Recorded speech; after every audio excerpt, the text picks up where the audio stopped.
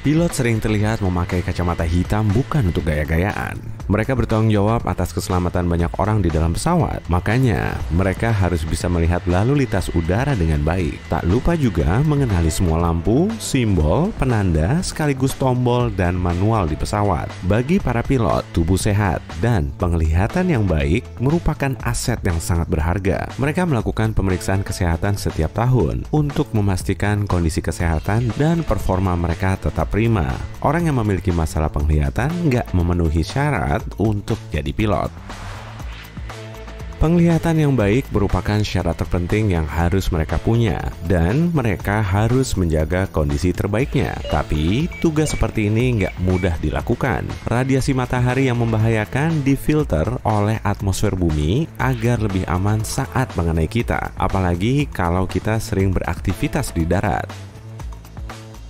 Tapi kalau di udara, lain lagi ceritanya. Udara di atas sana lebih sedikit, dan matahari bersinar lebih terik. Tiap naik 30,5 meter, radiasi mataharinya 5% lebih kuat. Ketinggian jelajah rata-rata pesawat adalah 10.700 meter. Berarti jumlah radiasi ultraviolet di situ sekitar 1.750% lebih tinggi daripada di darat. Jumlah segitu sangat membahayakan penglihatan kita. Lamanya waktu yang dihabiskan pilot di udara bikin mereka rentan terhadap berbagai masalah mata, dan hal ini bisa mengancam karir pilot.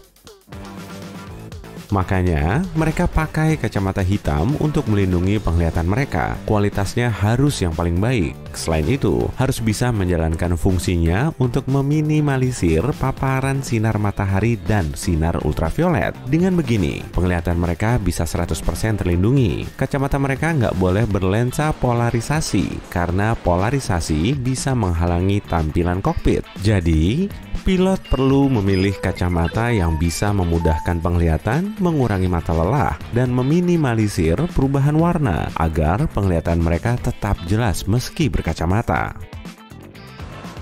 Lepas landas dan pendaratan pesawat termasuk fase penerbangan yang paling penting dan berbahaya. Aturan yang ditetapkan juga sangat ketat demi menjaga keselamatan. Misalnya, dengan mengaktifkan mode pesawat di ponsel supaya sinyal gadget nggak mengganggu sistem elektronik pesawat dan menghalangi frekuensi radio.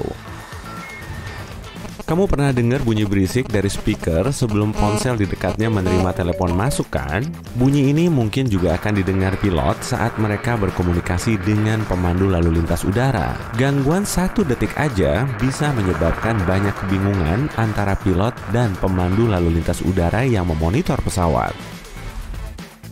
Meski begitu, nggak semua ponsel jadi biang keroknya kok. Biasanya cuma tipe ponsel tertentu aja, dan munculnya juga secara bersamaan sesuai dengan jenis ponsel, jaraknya dari kabin, dan jumlah ponsel yang mengaktifkan mode pesawat. Kru pesawat nggak tahu pasti penumpang mana yang nggak mengaktifkan mode pesawat, tapi mereka bisa tahu kalau banyak penumpang belum mengaktifkannya. Jadi, mereka akan terus meminta penumpang untuk mengaktifkan mode pesawat. Saat lepas landas dan mendarat, penumpang juga harus membuka penutup jendela untuk menjaga keselamatan. Tujuannya agar mata mereka terbiasa dengan cahaya atau kondisi gelap di luar pesawat. Kalau ada apa-apa selama proses penerbangan krusial ini, mereka bisa bereaksi dan segera dievakuasi. Karena alasan yang sama pula, lampu kabin diredupkan. Dengan begini, intensitasnya akan lebih mirip dengan cahaya di luar pesawat. Kalau penutup jendela pesawat tetap dibuka selama pendaratan, orang-orang di luar juga bisa melihat kondisi di dalam pesawat saat ada kebakaran atau asap. Mereka akan tahu lokasi persisnya supaya bisa merencanakan evakuasi secara matang. Para penumpang diminta melipat meja dan menegakkan kursi agar mereka bisa segera keluar kalau terjadi hal-hal yang mendesak. Pesawat selalu terbang dengan 2 pilot untuk menjaga keselamatan. Kalau pilot pertama mengalami masalah, kopilotnya bisa mengambil alih. Pesawat memang punya banyak sistem otomatis, termasuk autopilot, tapi sistemnya sangat rumit. Apalagi semuanya harus dimonitor dan diatur. Dengan adanya pilot kedua, perencanaan dan koordinasi akan berjalan lebih mulus. Saat pilot pertama mengendalikan dan menyesuaikan autopilot, pilot kedua memonitor kontrol atau berkomunikasi dengan menara pengawas. Selain itu, ada checklist untuk memastikan standar keselamatan, dan pilot harus menyelesaikannya di berbagai fase penerbangan. Jadi, saat sang kapten fokus ke penerbangan, kopilot bisa menyelesaikan checklist tersebut agar semuanya berjalan sesuai rencana. Penerbangan bisa berlangsung sampai berjam-jam. Bahkan, penerbangan terlama dari Singapura ke New York perlu ditempuh selama 17 jam 50 menit. Tapi sebetulnya penerbangan selama 14 atau 15 jam sudah cukup lazim kok. Pastinya nggak ada seorang pun, termasuk para pilot terlatih, yang bisa tetap fokus selama itu. Perjalanan lama seperti ini bisa mempengaruhi performa pilot. Mereka bisa lelah kan? Jadi, di dekatnya harus ada pilot kedua yang mengambil alih. Beberapa maskapai bahkan punya 3 pilot yang ada di pesawat selama rute terpanjangnya. Ada kabin khusus yang bisa dipakai untuk istirahat saat pilot lain sedang bertugas.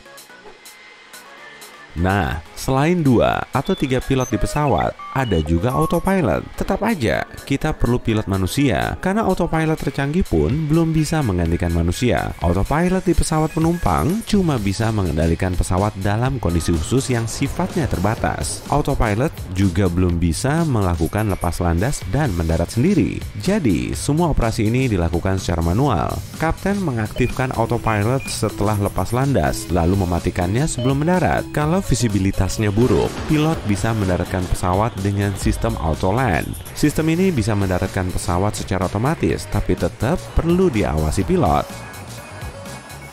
Autopilot diperlukan agar si pilot nggak perlu terus-terusan mengendalikan pesawatnya selama penerbangan. Saat berkendara jarak jauh dengan mobil, si sopir harus terus-terusan memegangi setir. Tapi pilot nggak perlu begini berkat sistem autopilot, dan pesawat tetap bisa terbang ke arah yang sesuai. Data rute setiap pesawat sudah direncanakan dan diunggah ke sistem. Pilot bisa menyesuaikan mode yang diperlukan, dan autopilot bisa mengendalikan pesawat dalam rute yang sudah diunggah dengan mengikuti ketinggian, kecepatan, dan arah lintasannya. Sementara itu, pilot mengawasi autopilot sambil menjalankan tugas lain seperti navigasi, perencanaan, dan komunikasi dengan pemandu lalu lintas udara.